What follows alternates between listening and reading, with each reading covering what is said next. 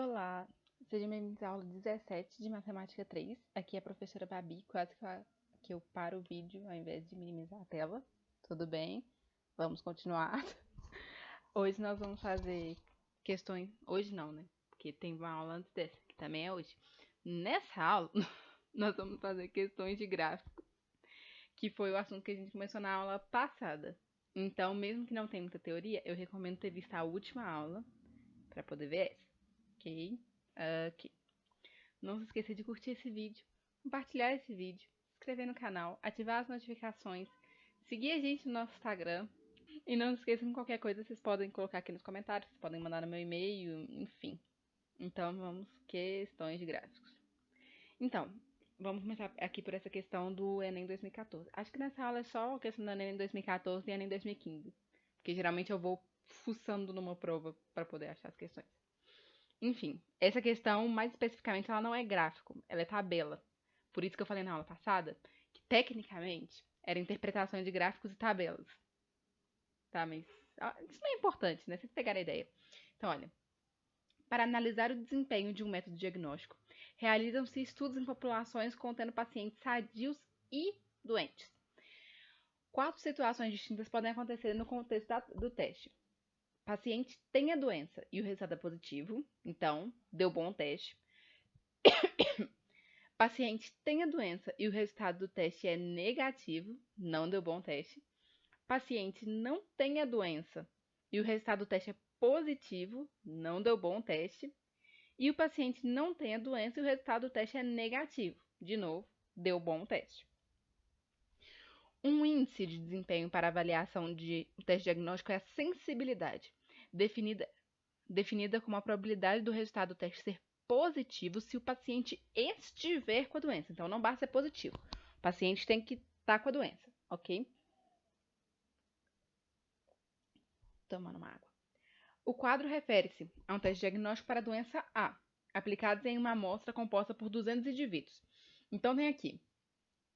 O que é a interpretação dessa tabela? É que o resultado do teste ele pode ser positivo e negativo, e a doença A ela pode estar presente ou ausente. Então, o paciente ele pode realmente estar doente ou pode ser que ele não esteja doente. Então, nessa tabela aqui, tem todas as 4 situações que foram citadas. Olha aqui. Aqui ele está doente e foi positivo. Aqui ele está doente e foi negativo. Aqui ele não está doente e foi positivo, que eu acho que é falso positivo, né, nesse caso. E aqui ele não está doente e deu negativo. Ok? Então, esperar desaparecer. Ok. Conforme o quadro do teste composto, a sensibilidade dele é de. Então, a questão maior dessa questão era o seguinte: tem a parte do cálculo da probabilidade, que não é uma parte difícil de calcular, né? Tanto que a gente vai fazer aqui só com o conceito basiquinho, mas a parte mais importante, assim, que dá pra poder jogar mais importante é o quê? É a interpretação daquilo ali, interpretar o que é acessibilidade, que é a probabilidade do teste ser positivo se o paciente estiver com a doença. Então, a gente vai pegar o grupo de pacientes que estão com a doença e ver qual que é a probabilidade de ser positivo. Então, o que é? É ver nessa tabela aqui quantos que estão com a doença, já pode passar para cá, né? Quantos que estão com a doença, que são 100, 95 mais 5, e desses 100 que tem a doença, quantos que deu positivo? Que foram esses 95. Então, olha aqui, para poder calcular, né, a probabilidade, você pega os positivos presentes, né, que são as pessoas que têm a doença e o resultado é positivo, e o total de presentes, que são essas 100 pessoas aqui. Dá 95 sobre 100, 95% de chance, né, sensibilidade de 95%. Ok? Essa foi uma questão mais de interpretar a tabela do que de calcular realmente a probabilidade. Porque olha aqui, o cálculo foi simples, 95 sobre 100. Ok? Vamos para essa questão. No Brasil, há vários operadores e planos de telefonia celular. Uma pessoa recebeu 5 propostas, A, B, C, D e E, de planos telefônicos. O valor mensal de cada plano está em função do tempo mensal das chamadas conforme o gráfico. Este gráfico. Essa pessoa pretende gastar exatamente R$ 30 por mês com o telefone. Exatamente 30, não é mais que 30, não é menos que 30, é só 30. Dos planos telefônicos apresentados, qual é o mais vantajoso em tempo de chamada para o gasto previsto para essa pessoa? Então, o que a gente interpreta aqui? Quando a gente falou de funções, a gente tem que uma função, ela sobe, ou ela desce, ou ela se mantém de acordo com algumas regras. Então, tem funções que sobem mais rápido. Nesse caso, subir mais rápido, olha só. Aqui a gente tem o valor e aqui a gente tem o tempo. Se uma barra, a barra é a função do preço, né? Se uma barra sobe muito rápido, quer dizer que para um tempo mensal, ela atinge um valor alto mais rápido do que uma barra que sobe mais devagar. Por exemplo, olha essa aqui. Essa aqui sobe mais devagar, C, do que a E. Então, quer dizer que a E atinge valores mais altos mais rápido. Ok?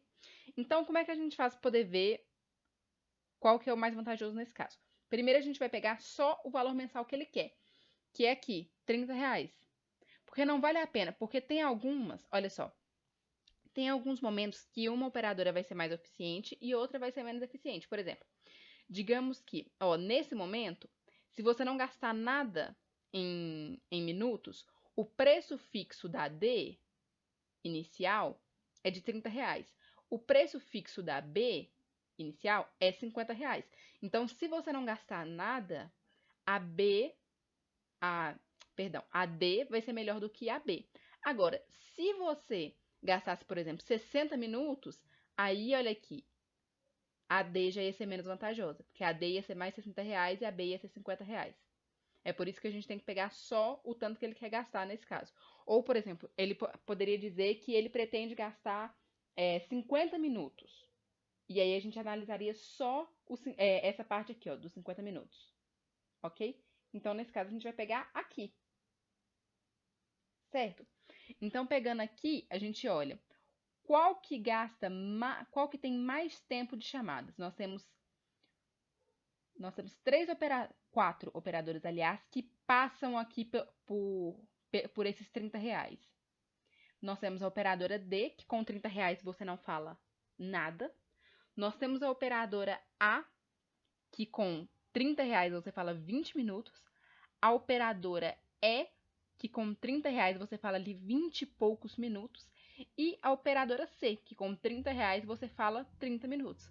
Então, nesse caso, é mais vantajoso a operadora C. Só a interpretação de gráfico. Você viu? Nesse caso, a gente não fez conta, a gente só olhou para o gráfico. Vamos para essa questão do Enem 2015. O polímero de PET, eu não vou conseguir falar, gente, perdão. Dietileno é um dos plásticos mais reciclados em todo o mundo devido à sua extensa gama de aplicações, entre elas fibras têxteis, tapetes, embalagens, filmes, cortas, Os gráficos mostram o destino do PET reciclado no Brasil, sendo que, no ano de 2010, o total de PET reciclado foi de 282 quilotoneladas. Então, olha aqui, a gente tem o gráfico, aí a gente tem dois gráficos em relação ao PET reciclado em 2010. O uso final desse PET reciclado e o uso final têxtil. Então, olha só, nos usos finais, a gente tem uma porcentagem que vai para a indústria têxtil.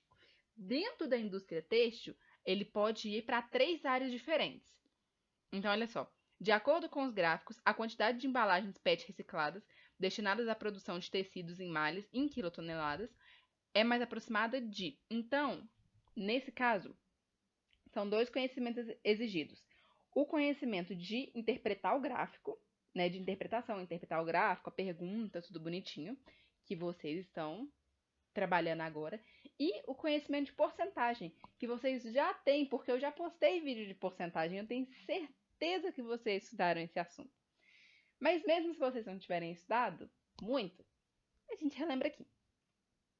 Então, olha só, peguei esse gráfico de novo. Então, o que é? Ele quer, vamos voltar aqui na pergunta, a quantidade de embalagens PET recicladas destinada à produção de tecidos e malhas do total. Então, é o seguinte, a gente tem aqui que do total, olha só, ele deu a informação que a gente tá, o total de PET reciclado foi 288 quilotoneladas. Então, 282, perdão. Então, desde 282, 37,8% foi para a indústria têxtil. Então, a primeira conta que a gente faz é quanto do PET reciclado que foi para a indústria têxtil. Nossa, apareceu os dois. Então, essa é a primeira conta aqui. Meu apontador. Então, é 282, que é o total, vezes 0,378, que é para a gente poder descobrir quanto que é essa fatia, né? Quanto que veio para cá. E a gente chega em aproximadamente 106,6 quilotoneladas. Agora, dentro de tudo que foi para a indústria têxtil, olha só, usos finais têxteis. Então, essa fatia, agora a gente está olhando só para essa fatia. Nesse gráfico aqui, nesse gráfico a gente olha para todo o PET, e nesse aqui a gente olha só para essa fatia dos têxteis. Então, olha só, a gente pega esse valor de 106,6, né, valor aproximado, e a gente vê que 30% foi usado para tecidos e malhas. Então, para poder saber quanto que foi usado tecidos e malhas, a gente pega esse 106,6 vezes 0,3 e dá aproximadamente ali 32 quilotoneladas. Então, essa foi a quantidade que foi usada para tecidos e malhas especificamente. Vamos nesse aqui. Uma pesquisa de mercado foi realizada entre os consumidores das classes sociais A, B, C e D, que costumam participar de promoções tipo sorteio ou concurso. Os dados comparativos expressos no gráfico revelam a participação dos consumidores em 5 categorias: via correios, juntando embalagens ou recortando códigos de barra; via internet, cadastrando-se no site da empresa ou da marca promotora; via mídias sociais, que são as redes sociais, né, Facebook, Instagram, Twitter; via SMS, que é mensagem por celular, ou via rádio e TV. Aí a gente tem o gráfico de participação de promoções tipo sorteio ou concurso em uma região. Aí a gente tem das classes sociais A e B juntas e das classes sociais C e D juntas. Provavelmente porque os dados das duas são muito parecidos, então não precisa separar. Então, olha só.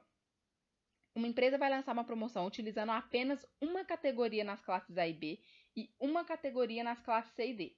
De acordo com o resultado da pesquisa, para atingir o maior número de consumidores das classes A e B e C e D, aí separadamente, a empresa deve realizar a promoção respectivamente na mesma ordem. Então, ele falou da classe A e B, da classe C e D. Então, quer dizer que primeiro é a opção referente à classe A e B e depois é a opção em relação à classe C e D. Muito importante salientar. Então, tem as opções aí. Esse caso é só interpretação de gráfico. Não precisou fazer conta nenhuma. Por quê? Porque quer saber o que é mais lucrativo nos dois. Então, é só você identificar aqui que, olha só, que isso aqui é referente ao A e B. Vai ficar tampado aqui, mas isso aqui é A e B. E esse aqui é C e D. Então, referente ao A e B, a barrinha que está maior, que quer dizer que é o maior percentual, né, a maior participação, é aqui da internet. Olha só.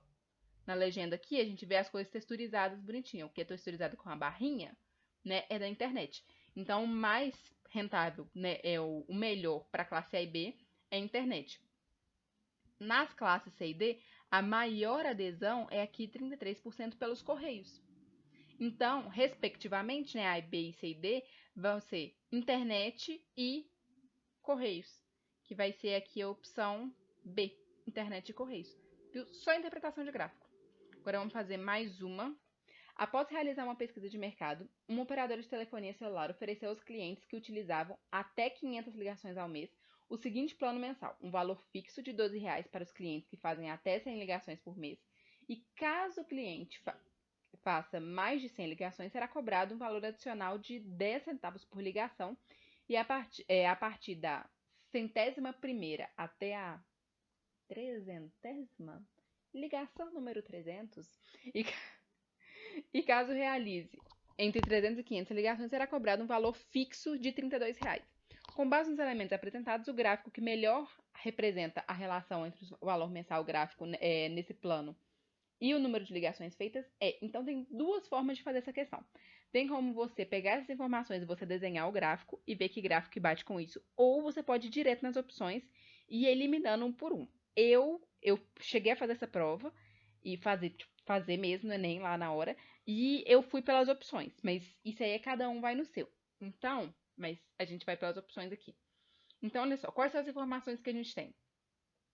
Que são até 500 ligações por mês, que é um valor fixo de R$ 12 para as primeiras 100 ligações, 10 centavos por ligação entre a centésima primeira e a 300ª ligação. E a partir de 300 ligações, o valor fixo é de R$ 32,00. Então, olha aqui. Vamos analisar pelas informações. Primeiro, como é que a gente sabe que isso que não é... A gente tem aqui o número de ligações, ok? Vai aqui até 400, mas a pessoa vai até 500 ligações por mês. Só que a partir de 300 o valor é fixo, então realmente não precisa mostrar até 500. E o valor do plano em reais. Como que a gente sabe que esse gráfico não está adequado? Por quê?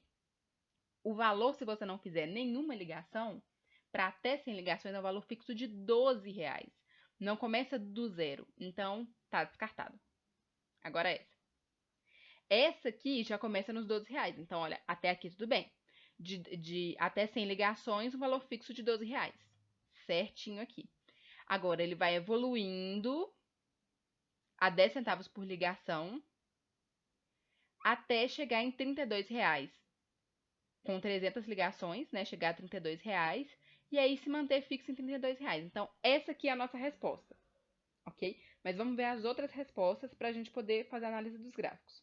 Então, olha aqui. Qual que é o problema com essa? Começa muito bem, valor fixo de 12 ligações. A partir da centésima, começa a ser 10 centavos por ligação. Mas aqui, o que aconteceu foi que na ligação número 300, o gráfico ele ficou menos inclinado. Então, seria, por exemplo, se cobrasse 10 centavos por ligação aqui e aqui cobrasse 5, e ele estaria menos inclinado. Não é isso que acontece, o valor é fixo de R$ 32,00.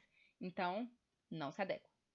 Esse aqui já tem o primeiro erro de não ser um valor fixo até nas 100 primeiras ligações. Mas tem uma outra coisa que é o seguinte. Aqui, que eu achei muito importante também, gerou algumas dúvidas das vezes que eu falei isso em outras ocasiões, né? Aqui tem um pulo do valor 30 para o valor 32. E isso quer dizer que está errado? Nesse caso, sim. Mas esse pulo poderia acontecer se, por exemplo, digamos que a gente calculou aqui, né, quanto que ficaria a conta desse cara nas 300 primeiras ligações. A conta desse cara, por exemplo, deu R$ 30,00. E a partir da ligação número 300, pulasse para 32. Então, tipo assim, era R$ 30,00 e aí pulou para 32 na ligação número 300. Nesse caso, eu conferi na conta, não ia precisar fazer isso na hora da prova, né? Porque ele já não ficou fixo até R$ 100,00, então não precisaria. Mas eu conferi e não é assim, é linear. Então, tipo assim, se você calculasse aqui o valor, né, do plano que ele ofereceu, que a operadora ofereceu, nas 300 ligações ia dar 32, não ia dar 30. Você calculando o valor fixo de R$ 12,00 mais os 10 centavos por ligação nessas 200 ligações aqui. Então, esse salto na função, ela pode acontecer em outras funções. Não é nesse caso, mas pode acontecer em outros casos, ok?